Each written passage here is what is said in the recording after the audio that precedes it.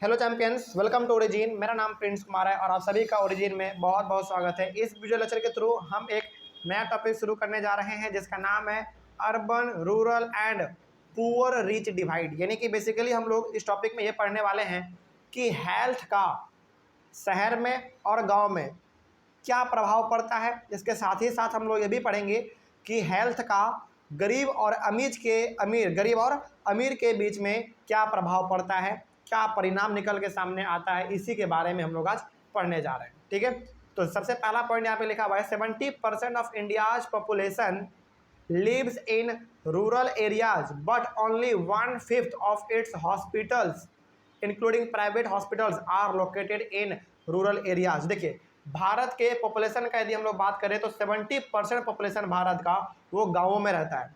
70% population Bharat का गाँवों में रहता है, लेकिन हॉस्पिटल के मामले में यदि हम लोग देखें, प्राइवेट हॉस्पिटल और सरकारी दोनों मिला के 1/5 हॉस्पिटल जो ही हैं वो केवल गाँवों में लोकेटेड हैं। मतलब ये हो गया कि 5 हॉस्पिटल में से मात्र एक ही हॉस्पिटल ऐसे हैं जो कि गाँवों में प्रेजेंट है। सोचिए, ये तो उल्टा बात हो रहा है भाई। गाँवों में ज़्यादा लोग रह रहे हैं तो वहाँ पे हॉस्पिटल ज़्यादा होना चाहिए, लेकिन यहाँ पे उल्टा है। यहाँ पे बात ये हो रहा है कि हमारे भारत का 70% पॉपुलेशन गाँवों में रहता है, लेकिन इसके बावजूद भी गाँवों में 5 में से मात्र एक ही हॉस्पिटल वहाँ पे प्रेजेंट है इलाज करने के लिए। ये थोड़ा सा कहीं ना कहीं हम लोग कह सकते हैं कि गंभीर वाली बात है, सोचने वाली बात है।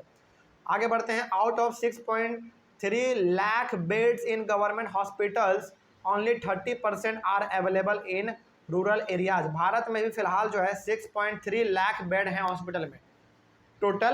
टोटल यदि हम लोग पूरे भारत की बात करें तो उसमें से पूरे भारत में 6.3 लाख बेड हैं। मतलब कि हॉस्पिटल में यदि आप जाएंगे तो वहाँ पे बेसिकली 3-4 दिन या फिर महीने भर रुक के आप इलाज करा सकते हैं, लेकिन 6.3 लाख बेड होने के बावजूद भी इसमें से मात्र 30% ही ऐसे हमारे पास बेड हैं जो कि रूरल एरियाज़ के लिए अवेलेबल है। इस चीज़ को अभी आप ध्यान में रखिएगा।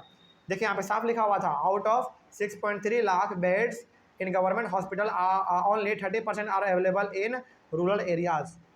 तो 6.3 लाख बेड हमारे पास तो हैं, लेकिन इसका मात्र 30% ही जो है गाँवों में अवेलेबल है, जो कि सोचने वाली बात है। आगे बढ़ते हैं। There are 0.36 hospitals for every 1 lakh people in rural areas while 3.6 hospitals for every 1 lakh people in urban areas. देखिए यहाँ पे कितना बड़ा डाटा ये लिखा हुआ है और कितना गंभीर बात कर रहा है। ये कह रहा है कि there are 0.36 hospitals for every 1 lakh people in rural areas. यानी कि गाँवों में 1 लाख रहने वाले लोगों के लिए मात्र 0.36 हॉस्पिटल ही प्रेजेंट है। मतलब कि पूरी तरीके से एक हॉस्पिटल भी प्रेजेंट नहीं है। सोचिए, ये बहुत ही गंभीर वाली बात है और सोचने वाली बात है। गाँवों में मान लीजिए यदि 1 लाख लोग रह रहे हैं तो 1 लाख लोगों के लिए एक हॉस्पिटल भी बढ़िया से तैयार नहीं है, यानी कि 0.36 है। बताइए, ये तो एक हॉस्पिटल भी नहीं हुआ पूरा। और वही यदि हम लोग बात करें अर्बन एरियाज़ का, यानी कि शहरों का, तो वहाँ पे जो है 3.6 हॉस्पिटल प्रेजेंट हैं 1 लाख लोगों के लिए। तो ये थोड़ा सा यहाँ पे ठीक है फिर भी, लेकिन गाँवों का स्थिति तो बहुत ही बद से बदतर है। आगे बढ़ते हैं।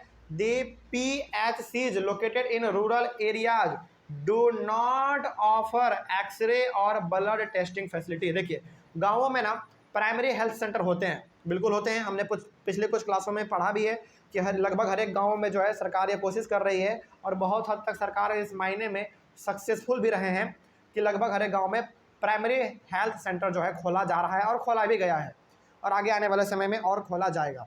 ठीक है, तो PHC होते तो हैं, प्राइमरी हेल्थ सेंटर होते तो हैं, लेकिन वहाँ पे ना एक्सरे या फिर ब्लड टेस्टिंग जैसा फैसिलिटी अवेलेबल नहीं है। उसके लिए लोगों को शहर जाना पड़ता है और बड़े बड़े अस्पतालों में जाना पड़ता है, जहाँ पे उनका बहुत ज़्यादा पैसा खर्च हो जाता है। आगे लिखा हुआ है states like Bihar, Madhya Pradesh, Rajasthan and Uttar Pradesh are relatively lagging behind in health care facility. यानी कि हेल्थ केयर फैसिलिटी में, स्वास्थ्य के मामले में कुछ स्टेट्स हैं, जैसे बिहार है, मध्य प्रदेश है, राजस्थान है, उत्तर प्रदेश है। ये कुछ ऐसे स्टेट्स हैं जो कि हेल्थ के मायने में, स्वास्थ्य के मायने में जो है बहुत ही पीछे चल रहा है। 380 recognized medical colleges produce about 44 medical graduates every year. देखिए यहाँ पे ये भी डाटा बहुत बड़ा है, ये भी आपको याद रखना पड़ेगा। 380 हमारे पास रिकग्नाइज्ड मेडिकल कॉलेज है, मतलब कि 380 मेडिकल ऐसे कॉलेज हैं जो कि पूरी तरीके से रिकग्नाइज्ड हैं, उनको मान्यता प्राप्त है, रजिस्टर्ड है गवर्नमेंट के द्वारा। और ये 380 मेडिकल कॉलेज जो कि रजिस्टर्ड हैं वो कितने मेडिकल ग्रेजुएट को वो प्रोड्यूस कर रहा है? 44,000 मेडिकल ग्रेजुएट्स को वो हर एक साल प्रोड्यूस कर रहा है, यानी कि 44,000 हर साल 44,000 डॉक्टर हर साल बन रहे हैं इन्हीं 380 मेडिकल कॉलेज के द्वारा। ये भी अच्छी बात है। आगे बढ़ते हैं फिर। उसके बाद लिखा हुआ है 1/5 of this doctor graduates leave the country for better monetary prospects. Many others join private hospitals which are mostly located in urban areas.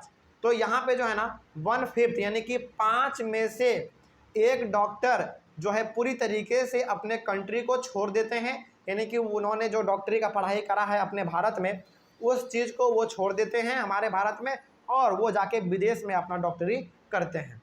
बात समझ में आ रही है? तो वही बात यहाँ पे लिखा हुआ है कि 5 में से 1 डॉक्टर ऐसे होते हैं, हर एक 5 डॉक्टर में से 1 डॉक्टर ऐसे होते हैं जो कि अपने कंट्री को छोड़ के दूसरे कंट्री में जाते हैं और वहाँ पे जाके वो अपना डॉक्टरी उन्होंने जो पढ़ा है उसको प्रैक्टिस करते हैं। क्यों जाते हैं भाई? क्योंकि फॉर बेटर मॉनेटरी प्रॉस्पेक्ट्स, यानी कि पैसा ज़्यादा मिले। उसके साथ ही साथ मैनी